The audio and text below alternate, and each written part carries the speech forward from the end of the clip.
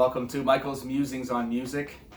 Today I want to talk about a topic close to my heart, the role of the conductor. What does the conductor do? I often get asked. Well, that's a hard question to answer because in a certain sense it is mysterious because there's a paradox at the heart of it. The person responsible for the totality of the music produces none. But there's also some not so mysterious elements that we can talk about. Maybe we start with that. A conductor keeps the orchestra together. A conductor shows when the music starts and when the music stops. Now, let's start there.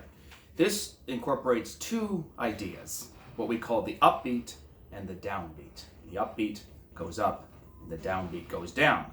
Now, for an audience in the concert hall, the music starts on the downbeat. That's when the music is played. But for the orchestra, the music actually starts on the upbeat because the upbeat has to have all the musical instructions inherent in the upbeat. And I'll demonstrate what I mean by that. So tempo, that's the speed of the music, the volume of the music, the articulation of the music, all should be contained informationally in how we do our upbeat. Now, before I demonstrate a few of these, there's really two critical elements when it comes to a upbeat that will work with the orchestra. One is breathing. You have to breathe together. When you play an instrument, especially a wind instrument, brass instrument, but even a string instrument or the piano, you breathe. When you start a musical phrase, it's related to the breath. That's how you can, if everyone breathes together when you do an upbeat like this, before you get to the downbeat, then everyone plays together. Eye contact is the other very important thing, to marshal your forces, as it were, to keep contact with everybody in the orchestra when you do your upbeat. So here's just an example of an upbeat and downbeat. They play. So, boom. All right. The baton should arrive at the same point that it left from when you started the upbeat. So here it is again with the breath. Now, I talked about putting information in the upbeat. So for example, I can do this, right? Which produces a certain type of sound from the orchestra. Or this. Slower tempo, right? Less articulation. How about, right? There's a loud sound. How about this sound? Another loud sound, maybe a different articulation. Or this, which is very soft. So you can kind of get a sense that there's a myriad of ways to do this. So that's the upbeat and the downbeat. Now, this brings us very quickly to the baton, which I'm holding right here. What's the purpose of the baton? Well, it's really an extension of your arm, you see. And it provides a sort of a focal point. Focuses the point of reference for the musicians, so they have something they can look at, especially if the musicians are far out this way and far out this way, something they can see a little easier. Now, as you might know, a lot of conductors do not use a baton. Some don't. They find they're more expressive without one. I always felt that whatever you can do with your hands, right, any sort of expressive gestures you want to do with your hands, you should be able to do with the baton as well. But that's really a personal choice. So we talked about upbeat, downbeat, use of the baton, how to give a good upbeat. Next I want to talk about is another job of the conductor is to show where we are in the music for the musicians. Okay? Now to do this, there's universal patterns. And I'm going to show some of these. This is universal, and this shows the musician when they look up from their music where in the beat they are. So let me start with what we call a 4/4 pattern, which is down, to the side, up. 1, 2, 3, 4. Oh, and you notice this. Always this upbeat and downbeat. This is the most important. So 1, 2, 3. And of course, I'm facing you would be the opposite. But anyway, right? That's in 4. Then we have in 3, like a waltz or Happy Birthday or the Star Spangled Banner, all in 3, which looks like this. There's the upbeat again. 1, 2, 3. 1, 2, 3. Down, out, up. There's a 3 pattern. How about a 2 pattern? Well, you might be able to guess even. Here's our upbeat again. 1, 2, 1, 2, 1, 2. Even in 1, which is just basically up and down. All upbeats. That's in 1. We even have something in 5, if the music is unusually in 5 beats. Now I'm talking about beats in a bar, right? So 4/4 is 4 beats in one bar. How about 5 beats in a bar? 1, 2, 3, 4, 5. 1, 2, 3, 4, 5. All right. There's other ways of doing 5/4. 1, 2, 3, 4, 5. Right. So it's 2 plus 3 or 3 plus 2, but that's generally the 5 pattern. So you need to be clear with this pattern while conveying all the musical ideas that you need to. So you kind of start with this pattern and then add expressive dimensions. Now, how do we do that? How do we add these expressive dimensions to our beat patterns? Well, this takes us a little bit now into the more mysterious and ethereal parts of conducting. Conducting incorporates many different things: psychology, body language, history, your emotional life. You're the messenger of the composer. This is what a conductor does. The messenger of the composer. You need to try to understand why the composer wrote every note in this piece. You need to know the history of the piece. You need to know the context of the piece. And now you begin to develop a vision of what you think the piece should go like and what you think the composer's ideas were. Then you have to communicate that vision that you've developed to your musicians, 60, 70 odd players, getting them all on the same page, all focused in the same way in order to get the message out to the audience, right? So that's the kind of the totality role of the conductor, using gestures, okay? So how do you communicate this vision of yours? Well, you develop a repertoire of gestures. We talked about the baton and the right hand patterns, which you always do, no matter what you're doing with any other part of your body. Here's your pattern.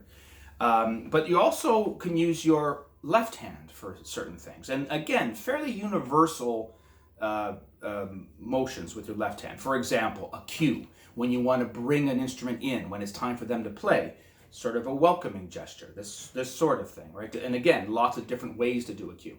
What if the music's getting louder, right? Music's getting softer, this way. So, you put your own personal physical spin on that, but these are fairly universal. If you see conductors doing anything like loud and soft, or hushing someone, or bringing them out, all these are sort of universal, but you have your own spin on it, because there are also gestures that are quite spontaneous, that reflect what the musical needs are at the time, and what the emotional content of the music is. So these are the gestures related to these universal ones that you don't practice in front of a mirror. They kind of happen organically depending on what you're hearing and what you want to show the musicians.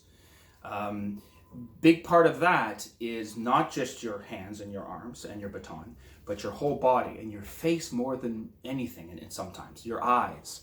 So they sort of get a sense. It's this sort of emotional communication. Here's a great quote I wanted to mention to you from the previous former conductor of the New York Philharmonic, Alan Gilbert. He says, "It's helpful to have a great technique," meaning the patterns, "but there are conductors who have a vision of the music so powerful that you can feel it right through their technique. The limiting factor shouldn't be your physical capacity, but your imagination." Now, adding to all that I've talked about, conducting is a very anticipatory art, meaning that you have to show what you want before it happens. Because by definition, if you show the type of entry you want, strong, soft, all myriad of ways. If you show it when they've played it, it's too late, they've already played it. So you have to show what you are looking to do before they actually play. So everything is sort of a beat ahead, if that makes too much sense. So, think of the upbeat again. We talked about influencing the upbeat has to have in it all the information the players need before you play the downbeat. Same thing happens in any part of the beat, this kind of anticipatory thing. You need to connect with your musicians so you can really make music together. And you have to connect on an emotional level, which is not easy because the players all have their own attitudes, they all have their own concerns. You have to convince everybody, in a sense, of your point of view. Another quote I love from Alan Gilbert says, "Assume goodwill. You have to convince the orchestra of your point of view. The orchestra wants to play wonderfully for you. So if you hear the perfect performance in your head, you're going to create the conditions for that to happen." So even as you walk out in the rehearsal, the first time you come out to a rehearsal, you have to have this sort of welcoming presence. Even though if you're nervous as anything when you're trying to do something and you're ready to do your rehearsal, It's how you present yourself even at the very beginning. So in rehearsals, we develop this mental picture, this vision we've done through our study. We work to develop this mental picture of what we want things to sound. This is the purpose of the rehearsal. So the things we think about in the rehearsal is, things like, why isn't this working right now? Why are they not together? What am I doing that maybe is influencing the sound in a negative way? What do we have to go back and fix? Because every situation, there may be something that has to be fixed, but you don't want to stop every time or else you'll never get going. So oftentimes you'll play through a part of music thinking to yourself, well, that back here wasn't quite right, I'll do that again. This needs to be looked at, this I can leave. The other thing about rehearsals I've learned over the years is that many things that may not be quite together in your first read through, the first time you go through it, will fix themselves. These are professional, very talented musicians who understand also what the needs are for the music. So oftentimes you just let things go. It's this balance that's very tricky and you have to sort of figure out. So once you get your rehearsal, you've got your vision, you've studied your music, you've got your beat patterns, and you begin your rehearsal, do all the things you want to do. The concert I like to think of as a public celebration of the work that we all put in at rehearsal. So these gestures, as I've talked about, can be reminding gestures, through your face and through your physical. Remember, we worked on this. I mean, you can even communicate that detailed. Or encouragement. Remember, this is what we did. So you sort of do an encouraging gesture. All these depending on what the needs are. We can even reassure the musicians with our body language. You got this. This is no problem. Even the way you can present that can help the musicians as well. The last thing I want to just say about this very brief run through the art of conducting is we're also in many ways a visual connection between the audience and the music. Many audience members don't necessarily look at the conductor the entire time, but sometimes in what you're showing and where in the orchestra you're showing it and how you're showing it can be, a conduit in a way, a clarification for the members of the orchestra, members of the audience to connect with the music in the right way. So I think we help connect the audience to the music in a sense too. That's a very quick snapshot of what a conductor does. And next time we'll go on with some other musical topics. Talk to you next time.